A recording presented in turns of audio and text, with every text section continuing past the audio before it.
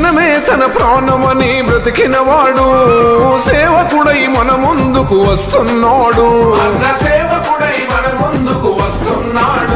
మన బాధలు మన కష్టాలు తెలిసినవాడు ఆపదంటే సాపదంటే ఆదుకుంటాడు. రేపటి మన భవిష్యత్తుకు అభయమిస్తాడు. కర్మకైన జన్మకైన కదిలొస్తాడు.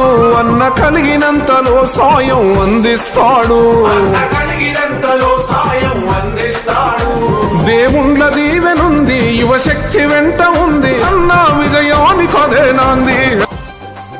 అనాథను ఆదరించడం, అభాగ్యులను పోషించడం అతడికి నిత్యకృత్యం.